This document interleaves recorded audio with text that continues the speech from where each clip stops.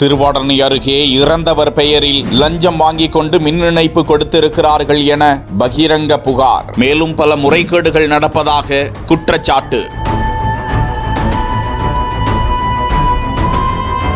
ராமநாதபுரம் மாவட்டம் திருவாடனை அருகே மங்களக்குடி கிராமத்தைச் சேர்ந்த அப்துல் வஹாப் என்பவர் கடந்த ஆண்டு தனது புதிய வீட்டிற்கு மின் இணைப்பு வழங்க வேண்டி திருவாடனை மின்சார வாரியத்தை அணுகினாராம். ஆன்லைன் மூலமாக விண்ணப்பம் பெறப்பட்டதாக சொல்லப்படுகிறது. இதற்கிடையே அப்துல் வஹாப் இறந்துவிடவே அவரது உறவினர்கள் மீண்டும் மின் இணைப்பு பெற திருவாடனை மின்வாரிய ஆய்வாளர் ஜே கார்த்திகை அணுகிய போது அவர் ஏற்கனவே பல மின் இணைப்புகள் கொடுக்கப்பட வேண்டியுள்ளதால் தற்போது விண்ணப்பம் செய்தால் மின் இணைப்பு கிடைக்க நீண்ட நாட்கள் ஆகிவிடும். அதற்காக ஏற்கனவே இறந்து போன அப்துல் வஹாப் என்பவர் விண்ணப்பத்தின் பேரில் மின் இணைப்பு பெற்றுக் கொள்ளுங்கள், அதற்கு 50,000 வரை செலவாகும் என்று கூறி அந்த தொகையை பெற்றுக்கொண்டு மின் இணைப்பு கொடுத்து விட்டாராம். அந்த மின் இணைப்பு படிவத்தில் இறந்தவரின் ஆதார் எண் பதியப்பட்டுள்ளதோடு அலுவலக அதிகாரியின் பெயரில் உள்ள செல்போன் எண்ணும் பதிவு செய்யப்பட்டிருக்கிறதா. இது தொடர்பாக சமூக ஆர்வலர்கள் புகார் மனு கொடுத்தும் இதுவரை நடவடிக்கை எடுக்கவில்லை என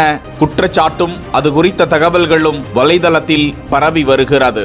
இந்த நிலையில் இது குறித்து மின்வாரிய அதிகாரிகள் விசாரித்து நடவடிக்கை எடுப்போம் என கூறியதாக தெரிவிக்கப்பட்டுள்ளது.